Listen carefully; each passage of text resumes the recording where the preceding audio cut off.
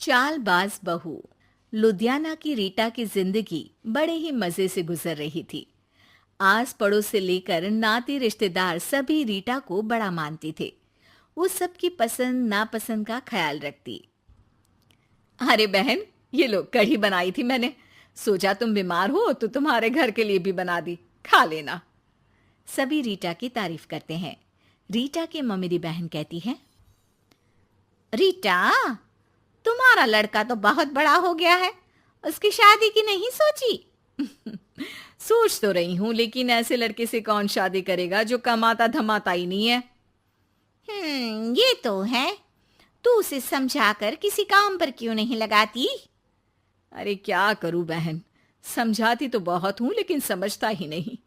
किसी तरह कहीं काम पर लगा भी दो तो 2-4 दिनों में ही काम छोड़कर वापस आ जाता है। कहता है खुद का काम करना है।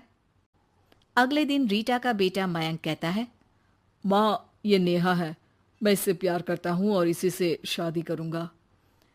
अब लेकिन नेहा बेटा, ये तो काम ही नहीं करता, तुम खाओगी क्या? माँ जी, आप जो खाएंगी वही मैं भी खा लूंगी, लेकिन शादी तो मयंक से ही करूंगी। रीटा नेहा और मयंक की शादी करवा देती है। हे जी, देखिए तो, ये हमारा भाग्य है कि शहर की इतनी प्यारी पढ़ी लिखी लड़की हमारी बहू बनी। हाँ रीटा, सही बोल रही हो, वरना कौन बिना काम धाम के लड़के से शादी करता है। नेहा सारा दिन घर में रहती और सास को देख देख कर जलती कुड़ती रहती। अरे नेहा, तू तो बहुत लक्की है जो इतनी अच्छी सास मिली, माँ की तरह तेरा ख्याल रखती है। नेहा बिना मन के हंसकर निकल जाती है। आए दिन नेहा को उसकी सास की तारीफ सुनने को मिलती। मयंक, तुम्हारी मम्मी बहुत चालाक है, सबको सम्मोहित करके रखी हुई है। कोई मुझसे पूछे कितनी झूठी औरत है तुम्हारी माँ। अच्छा, कैसी, क्या झूठ बोल रही थी? अरे जिसे देखो वो कहता है तुम किस्मत वाली हो कि अच्छी सास मिली। क्या तुम लोग किस्मत वाले नहीं हो जो मैं मिली तुम लोगों को? अरे लेकिन यार, तुम्हें तो कोई जानता नहीं ना। तुम्हें तो लोगों को समझाना पड़ेगा कि तुम भी उतनी ही अच्छी हो जितनी की माँ है। उतनी? ना जी ना, मैं तो उनसे कहीं ज्यादा समझदार और गुणी हूँ। नेहा अपनी माँ को फोन कर सारी बात बताती है। अरे देख, तुझे सबके सामने अपनी सास को गलत साबित करना होगा। अगले दिन नेहा हाथ में टूथपेस्ट लगाकर घर के बाहर खड़ी होती है कि पड़ोसन उससे पूछती है, अरे नेहा बेटा, क्या हो गया? ताई, क्या बोलूं मैं? मेरी सास से मत कहना ताई जी, मेरी सास ने गुस्से से जला दिया। मैं नहीं मानती, रीटा तो बड़ी ही भली औरत है।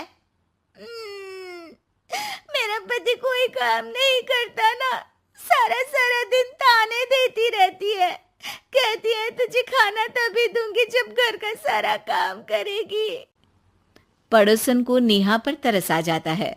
वो सब जगह नेहा की कही बात फैला देती है। एक पड़ोसन दूसरी से कहती है, रीटा तो बड़ी ही खराब औरत निकली। हाँ हाँ, देखो तो कैसे बहू पर जुल्म करती है। नेहा के घर रीटा की भाभी आती है। अरे मामी जी नमस्ते, कैसी हैं आप? मैं तो ठीक हूँ बेटा। कहाँ है रीटा? घर में नहीं है क्या? उसे तो मैंने कहा था कि मैं आ रही हूँ। अब क्या बताऊँ मामी जी, मुझे तो डॉक्टर के पास जाना था, लेकिन फिर भी मैं रुकी कि आपको घर आना है। मम्मी जी को तो कोई फिक्र ही नहीं है। तभी तो देखिए ना कि पता था आप आने वाली है, फिर भी चली गई घूमने। अरे ये तो बुरी बात है। अच्छा नेहा, मैं जा रही हूँ। रीटा आए तो बोल देना कि भाभी नाराज होकर चली गई हैं। रीटा वापस आती है तो उसे भाभी नहीं मिलती। अरे नेहा, तूने रोका नहीं मामी को? बोला नहीं कि मंदिर गई हूं मैं? अरे मम्मी जी, मैंने तो उन्हें बोला कि आप बस आ ही रही हैं, लेकिन वो नहीं मानी और चली गई। मामी भी सभी रिश्तेदारों में रीटा की बुराई फैला देती है। अब जो रीटा सबकी लाडली हुआ करती थी, वो सबकी आंख में खटकने लगी। रीटा को समझ नहीं आता था कि जो पड़ोसी उसे हमेशा प्यार से बुलाते थे, वो उसके सामने आते ही दरवाजा क्यों बंद कर देते हैं। जो रिश्तेदार उसे इतना प्यार करते थे, वो उसे अब फोन तक नहीं करते। एक दिन रीटा के पास उसकी भाभी का फोन आता है। तू तो बड़ी हो गई रीटा। अरे ना भाभी ना, तुम तो माँ जैसी हो मेरे लिए, मायका तुमसे ही तो है, लेकिन तुम भी पता नहीं क्यों नाराज हो मुझसे। रीटा को उसकी भाभी सारी बात बताती है। रीटा उसे समझाती है कि कैसे वो नेहा बहू को बताकर वहां से गई थी। दोनों के बीच गिला शिकवा खत्म हो जाता है। रीटा समझ जाती है कि नेहा ने ही उसकी बुराई पड़ोसियों से भी की होगी। रीटा सबके घर जाकर बात करती है, जहां उसे पता चलता है कि नेहा ने ढेर सारी झूठी बातें कर रखी है। रीटा सोच लेती है कि वो नेहा को सबक सिखाकर ही रहेगी।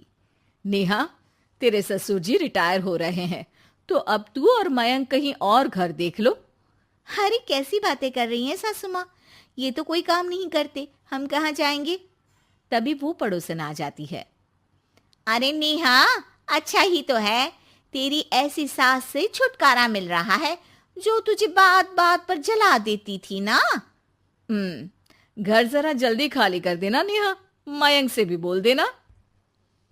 नेहा को समझ आ जाता है कि सास को सब पता चल गया है। वो उसकी पैर पकड़ लेती है। सासू माँ, मुझे माफ कर दीजिए, मैं आगे से ऐसा कभी नहीं करूंगी।